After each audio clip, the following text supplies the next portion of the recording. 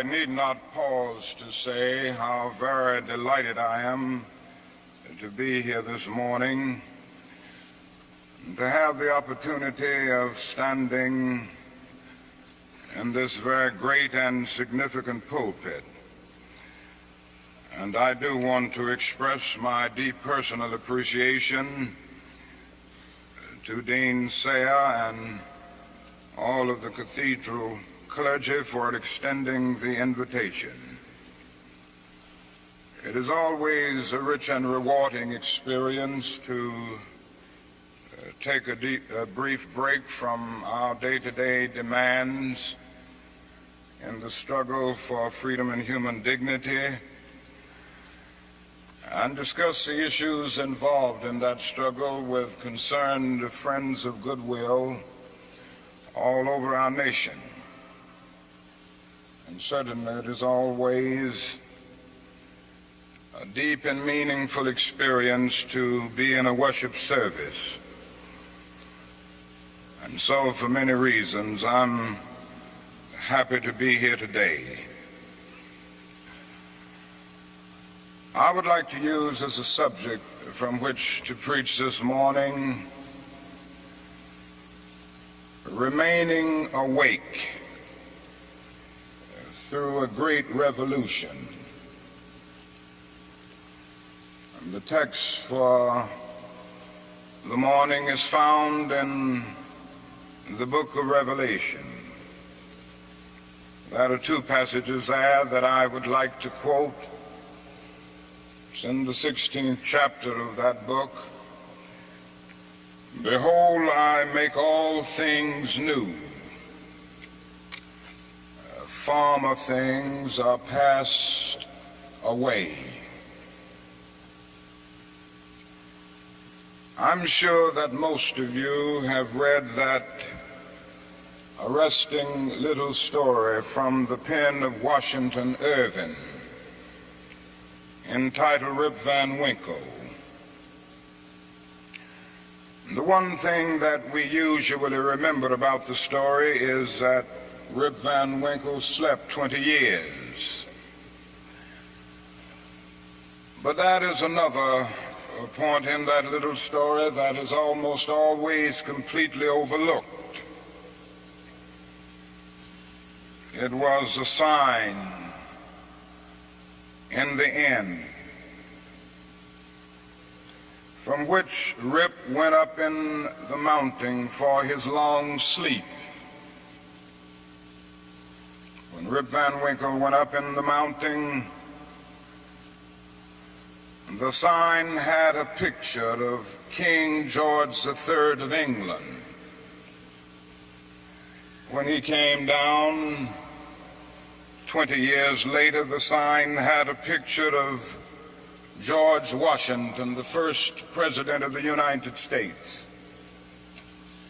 And Rip Van Winkle looked up at the picture of George Washington,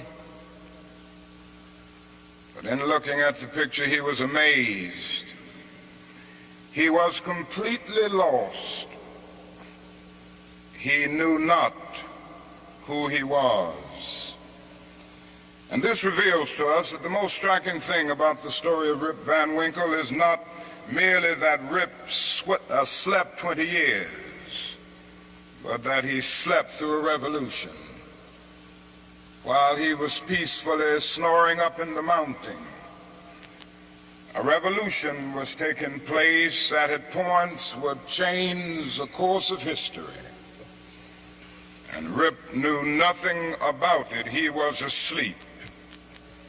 Yes, he slept through a revolution. One of the great liabilities of life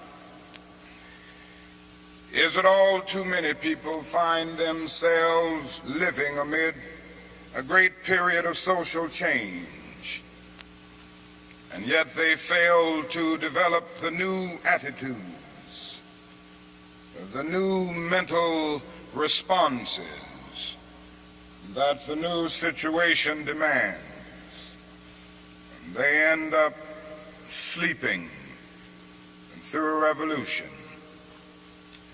There can be no gainsaying of the fact that the great revolution has taken place in the world today. In the sense it is a triple revolution. That is a technological revolution with the impact of automation and cybernation. Then that is a revolution in weaponry with the emergence of atomic and nuclear weapons of warfare. Then that is a human rights revolution with the freedom explosion that has taken place all over the world. Yes, we do live in a period where changes are taking place, and that is still the voice crying through the vista of time, saying, "Behold, I make all things new. Former things are passed away." Now, whenever anything new comes into history, it brings with it new challenges and new opportunities.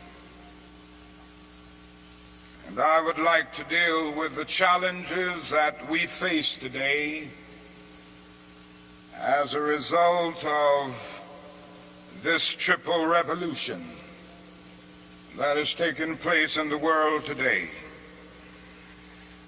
First, we are challenged to develop a world perspective. No individual can live alone. No nation can live alone. And anyone who feels that he can live alone is sleeping through a revolution. The world in which we live is geographically one. The challenge that we face today is to make it one in terms of brotherhood. Now, it's true that the geographical oneness of this age has come to be to a large extent through modern man's scientific ingenuity. Modern man, through his scientific genius, has been able to dwarf distance and place time in chains. And our jet planes have compressed into minutes distances that once took weeks and even months. All of this tells us that our world is a neighborhood.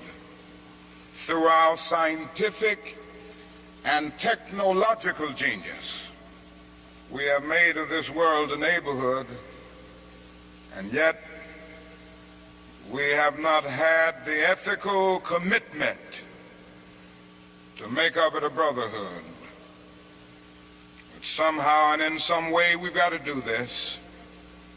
We must all learn to live together as brothers, or we will all perish together as fools. We are tied together in the single garment of destiny, caught in an inescapable network of mutuality. And whatever affects one directly affects all indirectly. For some strange reason, I can never be what I ought to be until you are what you ought to be, and you can never be what you ought to be until I am what I ought to be. This is the way God's universe is made. This is the way it is structured. John Donne caught it years ago and placed it in graphic terms. No man is an island entire of itself. Every man is a piece of the continent, a part of the main. And he goes on toward the end to say, any man's death diminishes me because I am involved in mankind. Therefore never sin to know for whom the bell tolls. It tolls for thee. We must see this, believe this, and live by it if we are to remain awake through a great revolution. Secondly, we are challenged to eradicate the last vestiges of racial injustice from our nation. I must say this morning that racial injustice is still the black man's burden and the white man's shame. It is an unhappy truth that racism is a way of life for the vast majority of white Americans, spoken and unspoken, acknowledged and denied, subtle and sometimes not so subtle. The disease of racism permeates and poisons a whole body politic. And I can see nothing more urgent than for America to work passionately and unrelentingly to get rid of the disease of racism. Something positive must be done. Everyone must share in the guilt, as individuals and as institutions. The government must certainly share the guilt. Individuals must share the guilt. Even the church must share the guilt. We must face the sad fact at 11 o'clock on Sunday morning when we stand to sing, "In Christ there is no east nor west." We stand in the most segregated hour of America. The hour has come for everybody, and for all institutions, of the public sector and the private sector, to work to get rid of racism. Now, if we are to do it, we must honestly admit certain things and get rid of certain myths that have constantly been disseminated all over our nation. One is the myth of time. It is a notion that only time can solve the problem of racial injustice. And there are those who often sincerely say to the Negro and his allies in the white community, "Why don't you slow up? Stop pushing things so fast. Only time can solve the problem. And if you will just be nice and patient and continue to pray, in 100 or 200 years, the problem will work itself out." Well, that is an answer to that myth. And it is that time is neutral. It can be used either constructively or destructively. And I'm sorry to say this morning that I'm absolutely convinced that the forces of ill will in our nation, the extreme rightists of our nation, the people on the wrong side, have used time much more effectively than the forces of goodwill. And it may well be that we will have to repent in this generation, not merely for the vitriolic words and the violent actions of the bad people, but for the appalling silence and indifference of the good people who sit around and say, "Wait on time." Somewhere we must come to see that human progress never rolls in on the wheels of inevitability. It comes through the tireless efforts and the persistent work of dedicated individuals who are willing to be co-workers with God. And without this hard work, time itself becomes an ally of the primitive forces of social stagnation.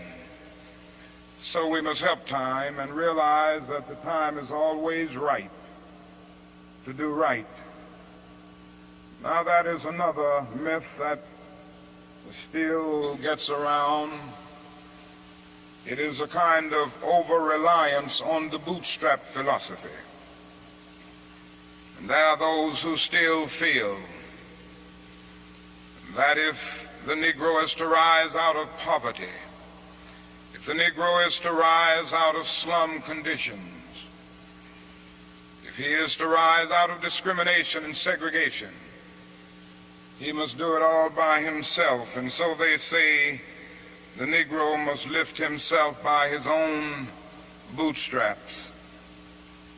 They never stopped to realize that no other ethnic group has been a slave on American soil.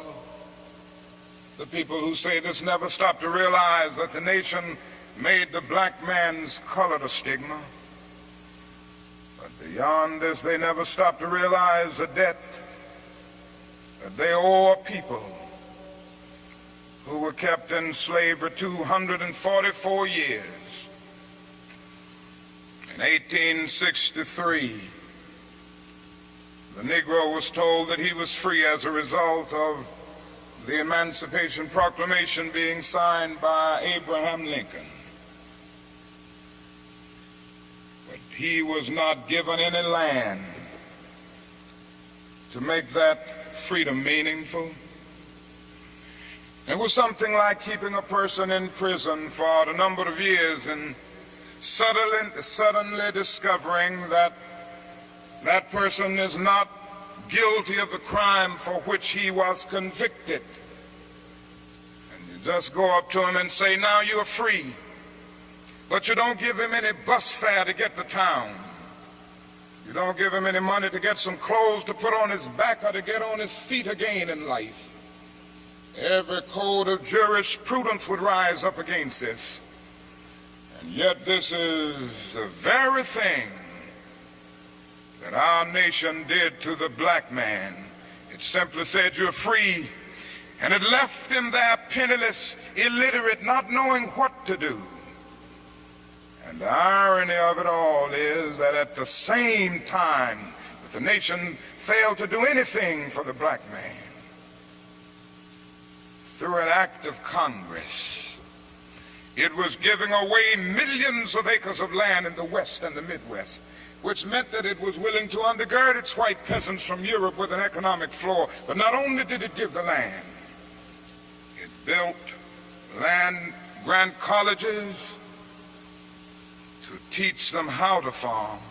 Not only that, it provided county agents to further their expertise in farming. Not only that, as the years unfolded, it provided low interest rates so that they could mechanize our farms. And to this day, thousands of these very persons are receiving millions of dollars in federal subsidies every year not to farm. And these are so often the very people who tell Negroes that they must lift themselves by their own bootstraps. It's all right to tell a man to lift himself by his own bootstraps, but it is a cruel jest to say to a bootless man that he ought to lift himself by his own bootstraps. We must come to see that the roots of racism are very deep in our country. And there must be something positive and massive in order to get rid of all of the effects of racism and the tragedies of racial injustice. Now that is another thing closely related to racism that I would like to mention as another challenge. We are challenged to rid our nation and the world of poverty. Like a monstrous octopus, poverty spreads its nagging, prehensile tentacles into hamlets and villages all over our world. 2/3 of the peoples of the world go to bed hungry at night. They are ill-housed, they are ill-nourished, they are shabbily clad. I've seen it in Latin America, I've seen it in Africa. I've seen this poverty in Asia. I remember some years ago, Mrs. King and I journeyed to that great country known as India. And I never will forget the experience. It was a marvelous experience to meet and talk with the great leaders of India. And to meet and talk with and speak to thousands and thousands of people all over that vast country. And these experiences will remain dear to me as long as the cords of memory shall lengthen. But I say to you this morning, my friends, there were those depressing moments. How can one avoid being depressed when he sees with his own eyes evidences of millions of people going to bed hungry tonight? How can one avoid being depressed when he sees with his own eyes God's children sleeping on the sidewalks at night? In Bombay, more than 1 million people sleep on the sidewalks every night. In Calcutta, more than 600,000 sleep on the sidewalks every night. They have no beds to sleep in. They have no houses to go in. How can one avoid being depressed when he discovers that out of India's population of more than 500 million people, some 480 million make an annual income of less than $90 a year, and most of them have never seen a doctor or dentist. As I noticed these things, something within me cried out, can we in America stand idly by and not be concerned? And an answer came, oh no, because the destiny of the United States is tied up with the destiny of India and every other nation. And I started thinking of the fact that we spend in America millions of dollars a day to store surplus food. And I said to myself, I know where we can store that food free of charge, in the wrinkled stomachs of the millions of God's children all over the world who go to bed hungry at night. And maybe we spend far too much of our national budget establishing military bases around the world rather than bases of genuine concern and understanding. But not only do we see poverty abroad, I would remind you that in our own nation there are about 40 million people who are poverty-stricken. I have seen them here and there. I've seen them in the ghettos of the North. I've seen them in the rural areas of the South. I've seen them in Appalachia. I've just been in the process of touring in many areas of our country. And I must confess that in some situations, I have literally found myself crying. I was in Marks, Mississippi the other day, which is in Quitman County, the poorest county in the United States. I tell you, I saw hundreds of little black boys and black girls walking the streets with no shoes to wear. I saw their mothers and their fathers trying to carry on a little Head Start program, but they had no money. The federal government hadn't funded them. They were trying to carry on, and they raised a little money here and there, trying to get a little food to feed the children, trying to teach them a little something. And I saw mothers and fathers who said to me, not only were they unemployed, but they didn't get any kind of income, no old age pension, no welfare check or anything. I said, how do you live? And they say, well, we go around to the neighbors and ask them for a little something. When the berry season comes, we pick berries. When the rabbit season comes, we hunt and catch a few rabbits. And that's about it. And I was in Newark and Harlem just this week. And I walked in to the homes of welfare mothers. I saw them in conditions, no, not with wall-to-wall carpet, but wall-to-wall rats and roaches. I stood in an apartment, and this welfare mother said to me, the landlord will not repair this place. I've been here 2 years. He had made a single repair. She pointed out her little boy who was a victim of lead poisoning. She pointed out the walls with all of the ceiling falling through. She showed me the holes where the rats came in. She said night after night we have to stay awake, keep the rats and the roaches from getting to the children. I said, how much do you pay for this apartment? She said, $125. And I looked and I thought and said to myself, it isn't worth $60. Poor people are forced to pay more for less, living in conditions day in and day out where their whole area is constantly drained without being replenished. It becomes a kind of domestic colony. And the tragedy is so often these 40 million people are invisible because America is so affluent, so rich, because our expressways carry us away from the ghetto. We don't see the poor. Jesus told a parable one day, and he reminded us that a man went to hell because he didn't see the poor. His name was Dives. He was a rich man. And there was a man by the name of Lazarus, who was a poor man, but not only was he poor, he was sick. Sores were all over his body. He was so weak that he could hardly move. But he managed to get to the gate of Dives every day, wanting just to have the crumbs that would fall from his table. Dives did nothing about it.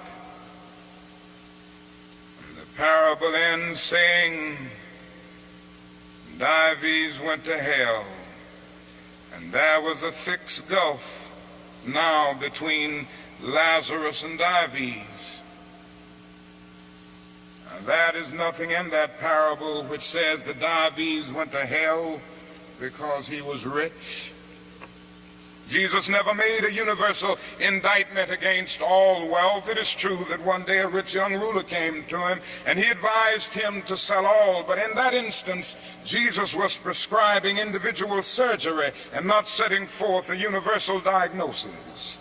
And if you will look at that parable with all of its symbolism, you will remember that a conversation took place between heaven and hell, and on the other end of that long distance called between heaven and hell was Abraham in heaven, talking to Dives in hell. Now Abraham was a very rich man. If you go back to the Old Testament, you see that he was the richest man of his days. So it was not a rich man in hell talking with a poor man in heaven.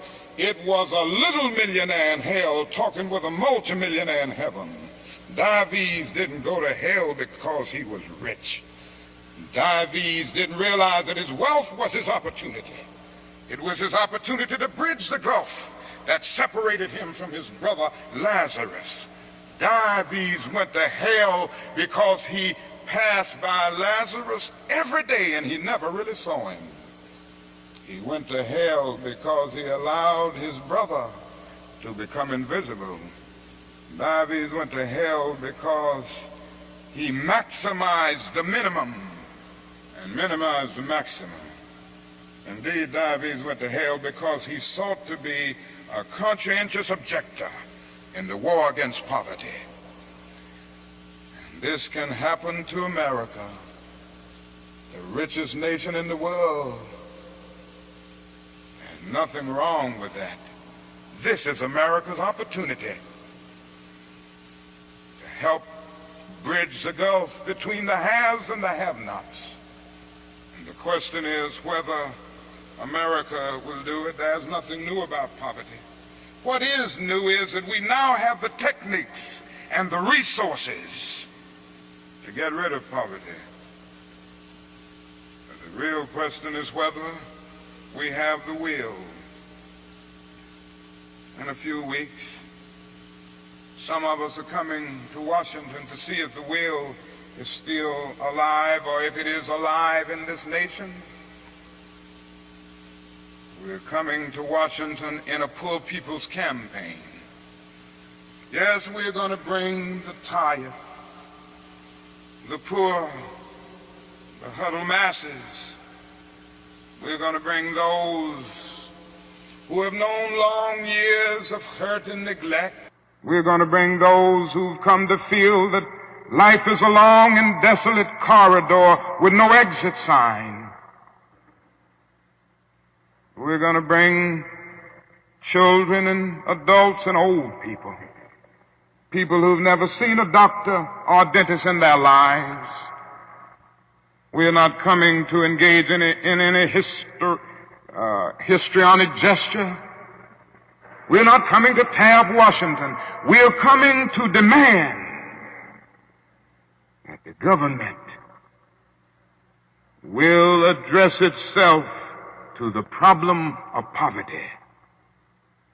We read one day, we hold these truths to be self-evident, that all men are created equal, that they are endowed by their Creator with certain inalienable rights, that among these are life, liberty, and the pursuit of happiness.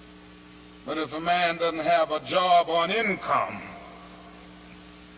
he has neither life nor liberty and the possibility for the pursuit of happiness. He merely exists.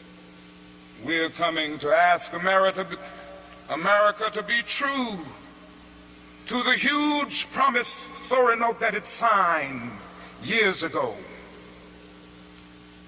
We're coming to engage in dramatic, non-violent action to call attention to the gulf between promise and fulfillment, to make the invisible visible.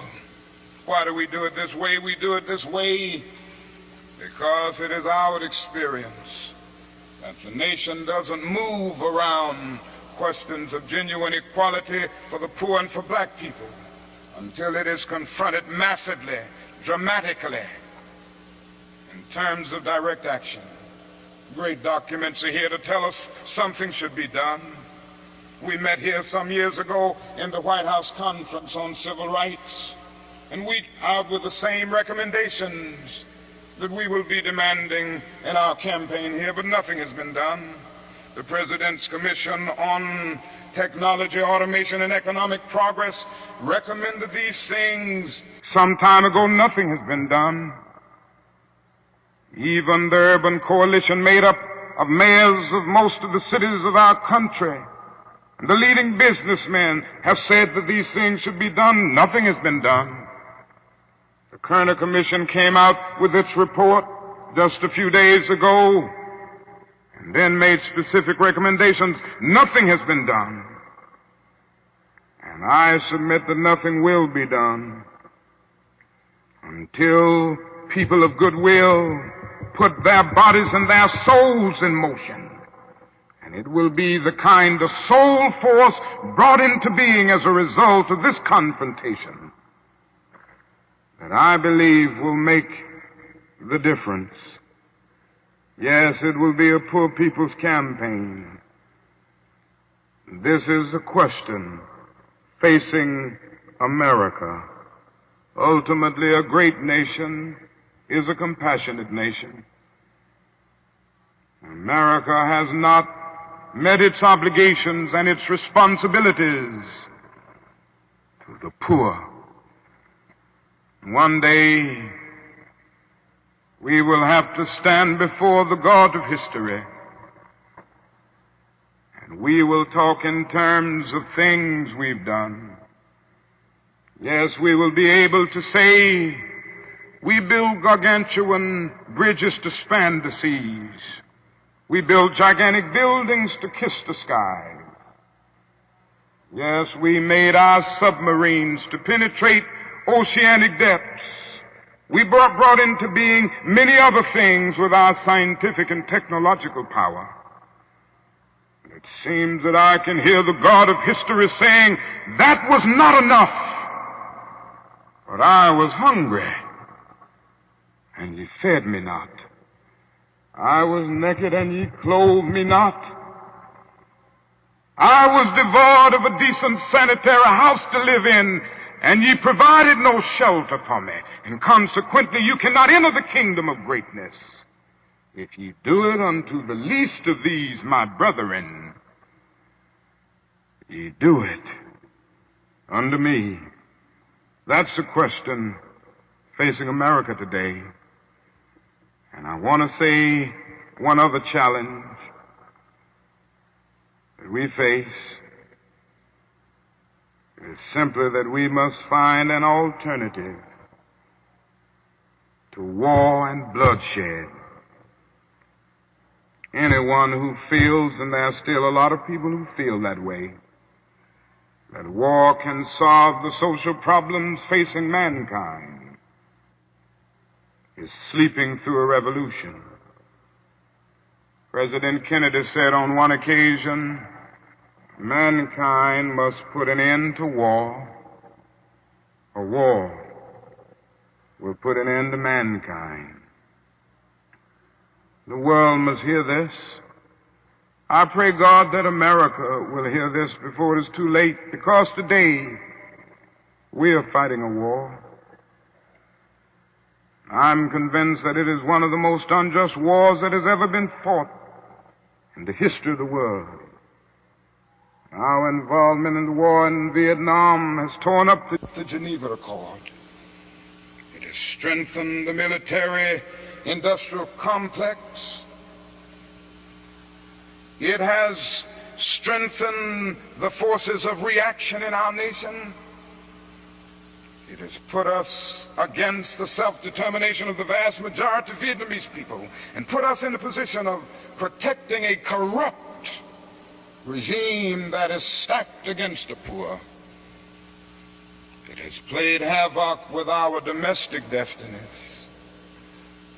And this day we are spending $500,000 to kill every Viet Cong soldier. Every time we kill one, we spend about $500,000, while we spend only $53 a year for every person characterized as poverty-stricken in the so-called poverty program, which is not even a good skirmish against poverty.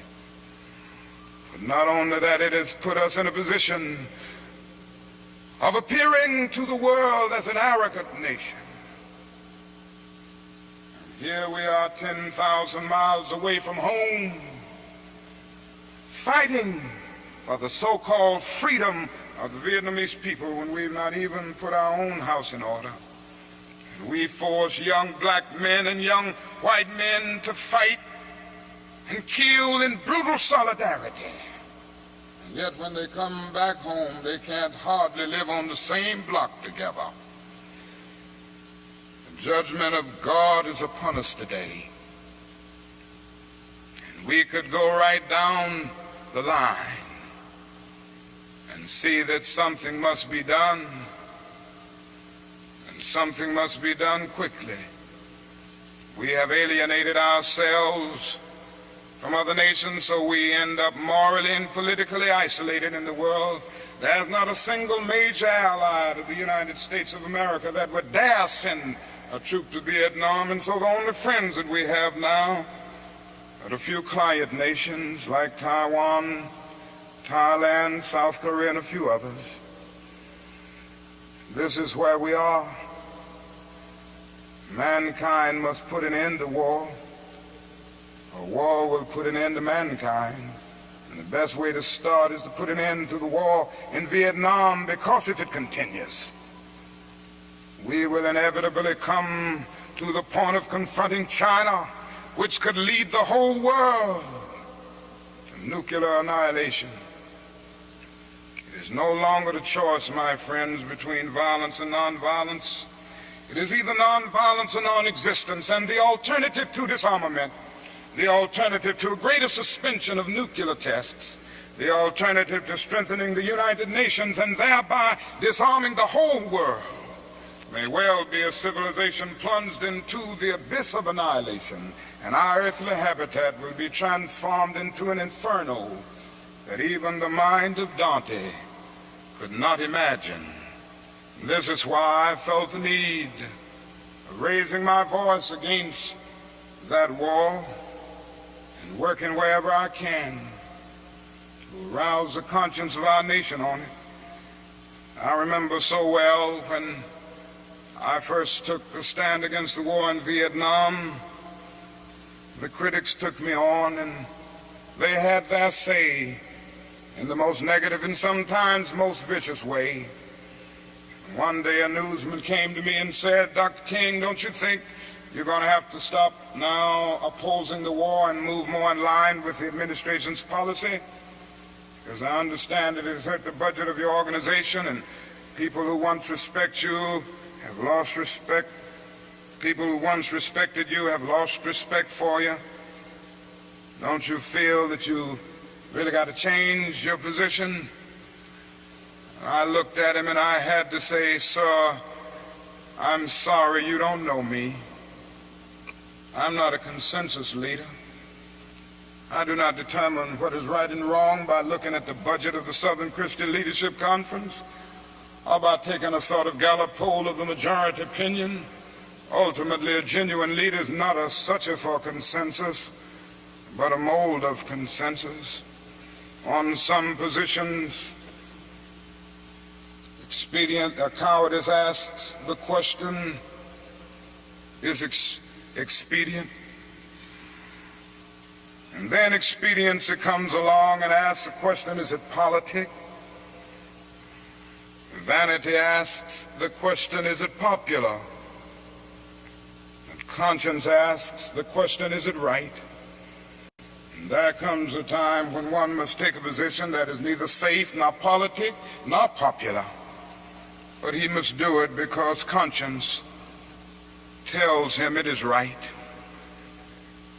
And I believe today that that is a need for all people of goodwill to come with a massive act of conscience and say, in the words of the old Negro spiritual, we ain't gonna study war no more. This is the challenge facing modern man. Let me close by saying that we have difficult days ahead in the struggle for justice and peace. But I will not yield to a politic of despair. I'm going to maintain hope. As we come to Washington in this campaign, the cards are stacked against us. This time we will really confront a Goliath. And God grant that we will be that David of truth set out against the Goliath of injustice, the Goliath of neglect, the Goliath of refusing to deal with the problems, and go on with a determination to make America the truly great America that it is called to be. I say to you that our goal is freedom, and I believe we're going to get there, because however much she strays away from it, the goal of America is freedom.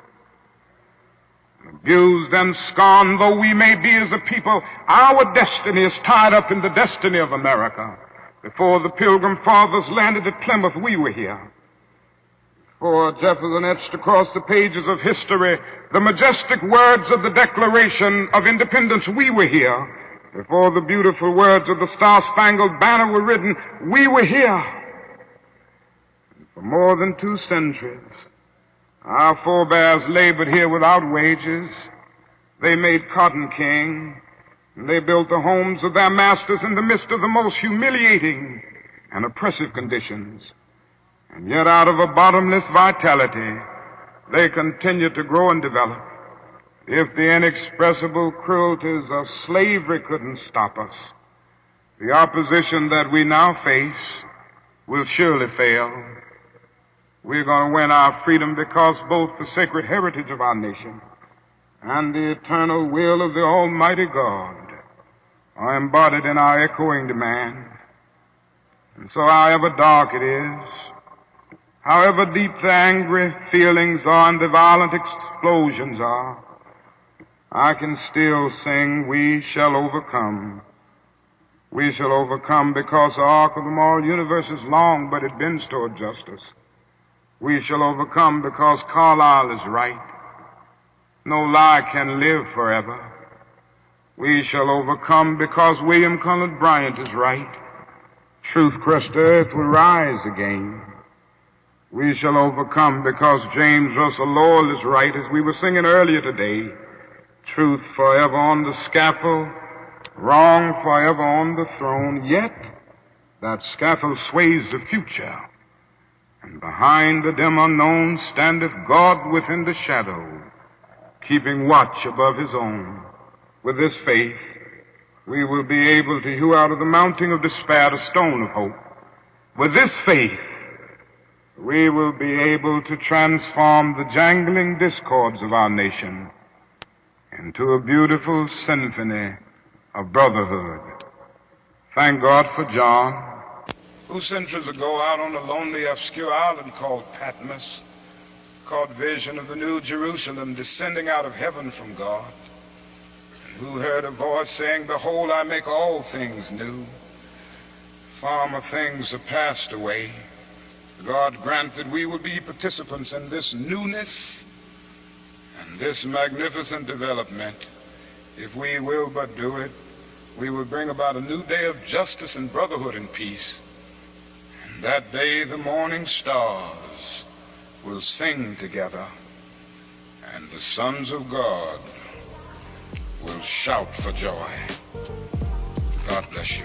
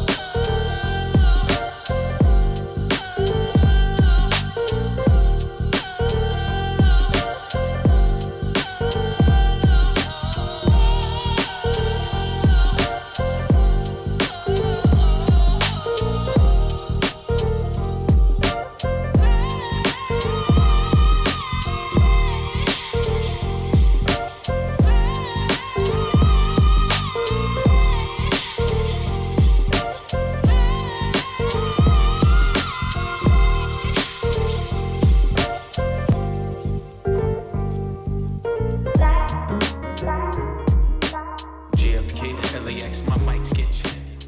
Coast to coast, I rock at most times.